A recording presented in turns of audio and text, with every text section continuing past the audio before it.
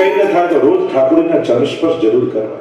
એક નિયમ બનાવેલો બધાએ રોજ પ્રભુના ચરણ સ્પર્શ હું કરીશ. કેવળ એનો સ્પર્શ કરો તો સગળા પાપો જાય. તૃણચરાનુગમ, આ તૃણચરો ગાયોની પાછળ જનાર. શ્રી નિકેતનમ લક્ષ્મીજીના નિવાસરૂપ. લક્ષ્મીજી પણ હૃદયનું સ્થાન છોડી ચરણારવિંદમાં આવી ગયા છે. ફણીફણાર્પિતમ, કાલી નાગની ફણા ઉપર પધરાવે. તે પદામ મુજબ પ્રભુ આપ મારા હૃદય પર પધરાવો. આ ચરણારવિંદનું માધુર્ય છે. જ્યાં જ્યાં પ્રભુના ચરણને, ચરણ તો સ્પષ્ટ ખરા, પણ એ ચરણના ચિહ્નો ચરણારવિંદમાં હોય એ પણ ખરા, પણ જ્યાં જ્યાં ચરણની છાપ હોય એ પણ બધું છે. છાપ ક્યાં દેખાય? રાસ પંચાયત ઠાકોર ગોપીજનો જયારે ગોતતા હતા ઠાકોરજીને, ત્યારે ચરણારવિંદની છાપ દેખાય, ધ્વજ અંકુશ આદિના ચિહ્નો દેખાય. બીજી છાપ કોને દેખાય? અક્રૂરથી જયારે લેવા માટે વ્રજમાં પધાર્યા ઠાકોરજીને અને વ્રજમાં પ્રવેશ કર્યા, ત્યાં પણ પ્રભુની ચરણારવિંદની છાપ. જો ચરણારવિંદમાં તો ઘણી બધી ચર્ચા થઈ છે. પાદવ મધુર, આ બધા જ આપના ચરણ તો પરમ મધુર છે.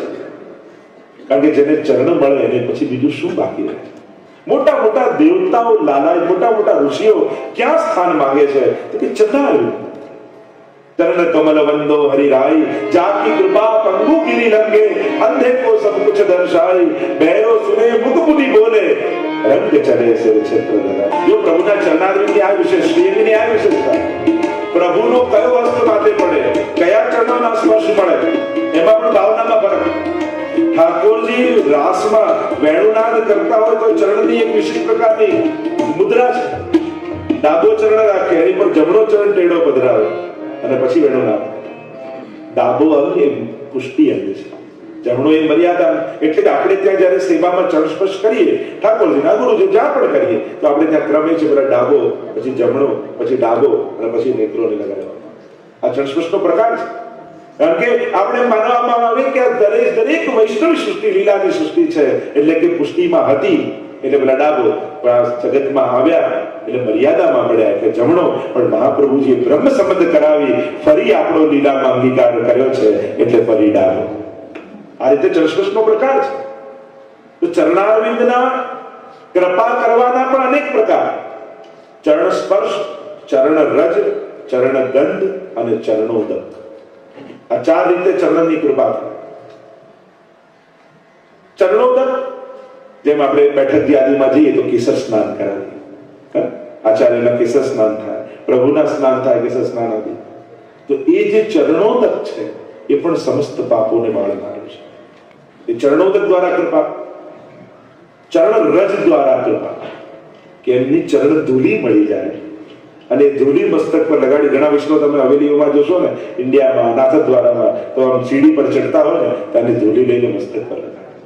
કે આ ઠાકોરજીના દર્શન કરવા જે લોકો જાય છે એને ભગવત દર્શનની તત્પરતા એના મનમાં છે. એવા લોકોની ચરણ ધૂલી મારા માથે લાગે ને તો એ ઠાકોરજી મારા પર કૃપા કરી દે. આવો ભાવ આપણે ત્યાં છે. ચરણ રજ દ્વારા કૃપા, ચરણ ગંધ દ્વારા કૃપા. વલ્લભાખ્યામાં તે તામસના અધર્યા પરતાપ પદરજ ગંધ.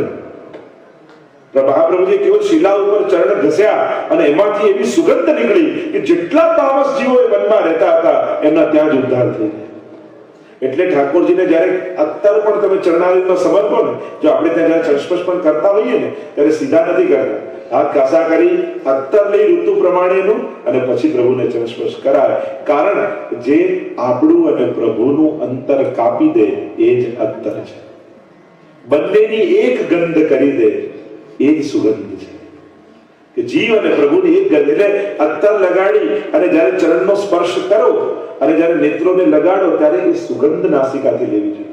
કારણ કે પછી પ્રભુના સ્પર્શ પછી એ સુગંધ અત્તરની નથી રહેતી, પ્રભુના ચરણારવિંદની સુગંધ બની જાય છે. અને એ સુગંધ જયારે આપણે ગ્રહણ કરીએ એ ગંધ માત્રથી ઠાકોરજી ભક્તિનું દાન આપણને કરે છે. આમ ચરણારવિંદની પણ, અને મહાપ્રભુજી તો સુબોધનીમાં આજ્ઞા કરે છે કે ભક્તિનું મૂર્તિમંત સ્વરૂપ કોઈ હોય તે ઠાકોરજીના ચરણારવિંદ છે. અને કેવળ ચરણારવિંદને હજી ઊંડો જાઓ તો નખચંદ્રના દર્શન કરવા જોઈએ. નખાભૂષણ ધરે ઠાકોર. એટલે કે જ્યારે તમે ઠાકોરજી સન્મુખ જાઓ તો ચરણ સ્પર્શ તો પછી સૌથી પહેલા નેત્રોથી ઠાકોરજીના 10 નખચંદ્રના દર્શન કરવા. કારણ એ નખચંદ્ર બીજું કઈ નથી, એ 10 પ્રકારની પ્રગટ ભક્તિ છે. નવધા ભક્તિ અને 10મી પ્રેમ લક્ષણ ભક્તિ. એટલે જ તો કહ્યું, શ્રી વલ્લભ નખચંદ્ર છટાબિન સબ જગ માજ અંધેરો દ્રઢ ઇન ચરણન ઘેરો ભરોસ. નખચંદ્ર છટાબિન ઠાકોરજીના ચરણા, એ ખાસ તો જ્યારે ભાવથી તમે જોશો ને ત્યારે ખ્યાલ આવશે તમને. એ નખચંદ્ર માંથી પ્રકાશ નીકળતો તમને દેખાશે. એની પણ એક આભા હોય છે, એની એક શોભા હોય છે. નખચંદ્રો કયા છે? ચંદ્રમાના જેમ કિરણો હોય એમ પ્રભુના નખમાંથી પણ એક કિરણો નીકળતા હોય છે. અને જ્યારે તમે એના દર્શન કરશો તો 10 પ્રકારની ભક્તિનું દાન તમને થશે. એટલે સ્પર્શ કરતા પહેલા આ આંખોથી પ્રભુના 10 નખચંદ્રના દર્શન કરવા, અને પછી સ્પર્શ કરવો, અને પછી અત્તરની ગંધ લેવી. આમ દર્શન, સ્પર્શ અને ગંધ, આ ત્રણેય દ્વારા ઠાકોરજી કૃપા કરે છે. કેવળ ચળસ્પર્શ નહીં, આ પ્રકાર આપણે ત્યાં ચળસ્પર્શ એટલે ઉતાવળ કરી જલ્દી આમ કરી આમ ભાગી નહીં જવું. અમુક જગ્યાએ તો શાંત ચિત્તે કરે. તો સેવા મેં થાય, ટેરો લીધો જારી ભરી ભોગ ધર્યો, ટેરો લીધો જારી દીધી ભોગ ધર્યો, પડાય હા સેવા પતિ. ઠાકોરજી બોલતા નથી. અરે એને તો બોલવું જ છે, બેસ તો ખરા, એ તો તૈયાર છે, બેઠો તો ખરા. રસિક પ્રીતમ હિત ચિત્ત કી બાતે શ્રી ગિરધારી જી સો કરી. હૃદયની વાતો કહો તો પછી પોતાના દિલની વાત કરે. તો હવે જ્યારે ઠાકોરજી સન્મુખ જાઓ, અહીંયા પણ દર્શન કરતા હોઈએ પ્રભુના, તો નખચંદ્રના દર્શન કરવા. એ સાક્ષાત ભક્તિ રૂપા છે. પ્રભુના ચરણારવિંદ સ્વપદ રમણમ પ્રાવિશદ કીર્ત કીર્તિ. ત્યારે વેણુગીતમાં વર્ણન આવ્યું કે પ્રભુ સ્વચ્છંદ વિહાર કરતા એ ચરણારવિંદને કુંજ નિકુંજમાં બદલાવે છે. અને આ કુંજ નિકુંજો શું છે? વૃંદાવન. આ તો ભક્તોના હૃદય છે, અને હૃદયમાં પ્રભુના ચરણારવિંદ પધારે છે. તો ચરણની ચર્ચા તો ઘણી બધી જગ્યાએ ઘણા પ્રકારે, તમે ભાગવતજીમાં જો ચર્ચા કરવા જાઓ તો કેટલા પ્રકારથી એ ચર્ચાઓ કરવામાં આવી છે. ચરણારવિંદની યાચનાઓ કરવામાં આવી છે. એ ભગવદીઓ હોય, એ આચાર્યો હોય, એ વિદ્વાનો હોય, એ દેવતાઓ હોય, મહાપુરુષો હોય, બધાએ એક વસ્તુ તો માંગી જ છે, આપના ચરણારવિંદની રજ અમને મળે. આ તો બધા જ માટે યાચના છે, દરેક લોકોએ માંગી છે. એટલે કહું પાદવ મધુરવ, પ્રભુ આપના ચરણારવિંદ મધુર છે. એમ કહેતા આગળ કહ્યું નૃત્યમ મધુરમ. પ્રભુ આપનું નૃત્ય મધુર છે. હવે નૃત્ય પ્રભુ ક્યાં ક્યાં કરે છે? સૌથી પહેલું પ્રભુનું નૃત્યમ મધુરમ. અને પ્રસિદ્ધ નૃત્ય કયું ઠાકોરજીનું? રાસ. રાસ વિલા રાસ મેં નાચત गिरधर लाल. प्रभु आपका साक्ष्य मधुर है. प्रभु जो सखा कोई नहीं. देखो कृष्ण चरित्र ऐसा है, प्रभु ने सभी संबंधों को आदर्श रूप से निभाया. प्रभुए બધા સંબંધોને આદર્શ રૂપે નિભાવ્યા. પિતા કેવો હોય તો કૃષ્ણ જેવો, પુત્ર કેવો હોય તો કૃષ્ણ જેવો, ભાઈ કેવો હોય તો કૃષ્ણ જેવો, મિત્ર કેવો હોય તો કૃષ્ણ જેવો. તમે દરેક સંબંધોમાં કૃષ્ણને મૂકીને જુઓ, એના જેવું બીજો કોઈ નહીં દેખાય. ભગવાને સંબંધો તોડીને ભાગવાનું નથી કહ્યું, ભગવાને સંબંધો ઉત્તમ રીતે નિભાવવાનું કહ્યું છે. જો તો હંમેશા બહુ સંન્યાસીઓની અત્યારે સમાજને જરૂર નથી, સારા સંસારીઓને સમાજને જરૂર છે, કે જેની સામે આંગળે સીધીને કહી શકી, જો પિતા આવો હોય, જો પુત્ર આવો હોય, જો પતિ આવો હોય, જો પત્ની આવી હોય. આવા આદર્શ સંબંધોને જીવનારા લોકોની જરૂર છે. અત્યારે ભગાડનારા લોકો દુનિયામાં બહુ મળશે. આ બધા નક્કામાં, આ બધા બંધન, આ બધાને છોડવા બહુ સહેલું છે કેવું. પણ સાચું તપ અત્યારનું એ છે કે જે સંબંધોને, જે જવાબદારીઓ મળી છે એને નિભાવી નથી. સાચું તપ જ એ છે. અને પ્રભુ એ તપ કરીને જીવીને બતાવે છે. સખ્યમ મધુરમ. પ્રભુનું સાખ્ય મધુર છે. તો પ્રભુનું સાખ્યમાં શું મધુરતા છે? કોણ કોણ પ્રભુના સખા છે? ગોકુલથી શરૂ કરો તો ગોપ બાળકો, બ્રજવાસીના બાળકો સખ્યમ મધુરમ. અને અમુક લીલાઓ એવી છે કે જેમાં ગોપીઓની પ્રધાનતા છે, અને અમુક લીલા એવી છે કે જેમાં સખાઓની પ્રધાનતા છે. સખા વગર આ લીલા ન થાય. પહેલી લીલા માખણ ચોરી. અને માખણ ચોરીમાં ભગવાને ઘણીવાર માખણે ખવડાવ્યું, ઘણીવાર મારે ખવડાવી છે. સખ્યમ મધુરમ. અને સખાઓનો બરાબર સાથ છે ઠાકોરજી. અત્યારે બધી લીલાઓના પ્રસંગ કાઢવાની એવો કોઈ સમય નથી, પણ અનેક અનેક અનેક પ્રસંગો તમે માખણ ચોરી લીલાના જુઓ તો સખાઓનો સાથ જોઈએ. બીજી ગૌચારણ લીલામાં સખાઓ સખ્યમ મધુરમ. ઠાકોર જયારે ગૌચારણ કરવા પધારે ત્યારે ગોપીજનો સાથે નથી હોતા, સખાઓ સાથે રહે છે. સગો ગોપાલ લકોચ્યુત, ગાયો અને ગોપો ભેગા આવે છે. અને આ ગોપો પણ બે પ્રકારના છે, બહિરંગ અને અંતરંગ ગોપ. મંત્રરૂપ ઋચારૂપ ગોપ, પુંભાવ અને સ્ત્રીભાવ વાળા ગોપ, બંને પ્રકારના ગોપો છે. સખ્યમ મધુરમ. ત્રીજું, દાન લીલામાં સખાઓની મહત્તા છે. દાન હોય તો ગોવર્ધન કી શિખરતે મોહન દીની ટેર, અંતરંગ સો કહત હૈ ગ્વાલિન રાખો ઘેર, નાગરી દાન લીલા. તો એમાં મહત્તા છે. છાપ લીલા. છાપ લીલામાં જો તો આપુન ખાત ખવાવત ગ્વાલું. હોરી ખેલ લીલા. સંગ સખા હે બરાબર કે નભબાજે નંદવહ કે નંદબાજે. એમાં અનેક અનેક આપણે લીલાઓ જો જોઈએ સખ્યમ મધુરમ. ગોપીઓના નામ ભાગવતજીમાં નથી, પણ એક એક ગોપોના નામ આપવામાં આવે છે. ગોપીઓની ગાથા તો ઘણી ગાઈએ છે આપણે, ક્યારેક ગોપોના ભાવની પણ ગાથા ગાવી જોઈએ. કારણ કે ગોપીઓ તો રડી છે, બોલી છે, પુકાર કર્યો છે, વળી છે. ગોપો તો બોલી પણ શક્યા નથી, કહી પણ શક્યા નથી. એના મનમાં કૃષ્ણનો જે પ્રેમ છે, કારણ કે પ્રેમને અભિવ્યક્ત ન કરી શકવો એનાથી મોટું દુઃખ બીજું કોઈ નથી.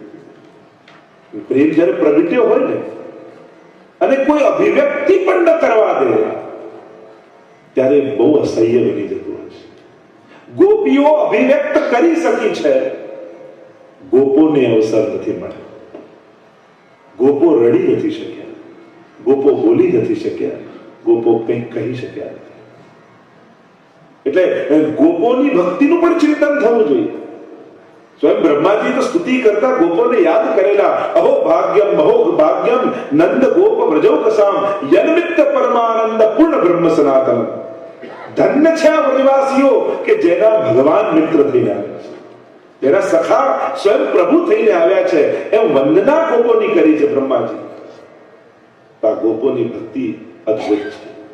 સદાય સતર્ક રહે. ઠાકોર જયારે ગૌચારણ કરવા જાય, બે ગોપો ફરતા જોતા હોય કે અસુર તો નથી આવતું, કોઈ ગાયોની સેવામાં લાગ્યું હોય, કોઈ ઠાકોરજીની સાથે બેઠું હોય, ખોળો કરીને બેસી જાય અને ઠાકોરજી બપોરના સમયે પહોંચી જાય, કોઈ ચરણ દબાવતું હોય, કોઈ પંખા કરતું હોય. ગોપોની પણ સેવા અદ્ભુત છે, અલૌકિક છે, પણ એની ચર્ચા આપણે ત્યાં કથાઓમાં થતી નથી. ગોપીઓના તો ગુણગાન ખૂબ ગાઈએ છે, पर हमारा महाप्रभु जी के सख्यम मधुरम, हमारे ठाकुर जी का साख्य मधुरम, ये सखाओं की भक्ति भी विशेष है.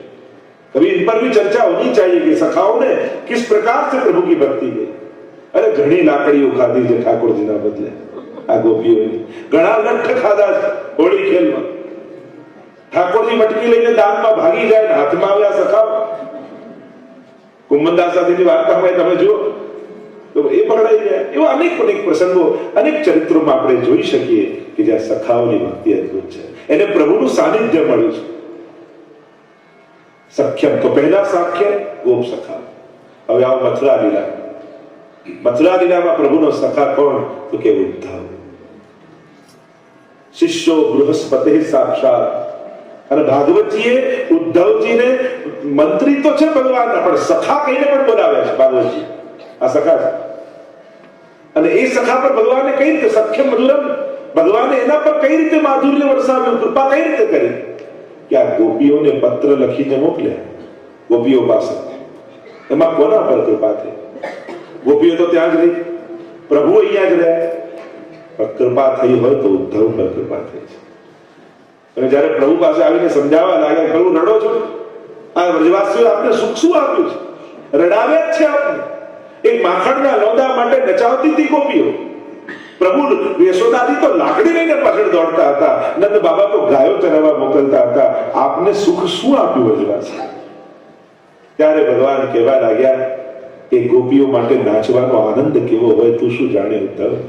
એ માના હાથની લાકડી ખાવાનું સુખ શું હોય તું શું જાણે ઉદ્ધવ. પણ જયારે ઉદ્ધવજી બહુ ચર્ચા કરવા લાગ્યા અને થયું કે આ મારો કેસ નથી, મોટા ડોક્ટર પાસે અને જેમ નાનો ડોક્ટર ચિઠ્ઠી લખી આપે ને સ્પેશિયલાઇઝ કોઈ ડોક્ટર પાસે જાઓ, એમ પ્રભુએ પણ ચિઠ્ઠી લખીને આપી, કહ્યું જાઓ ગોપીજનો પાસે.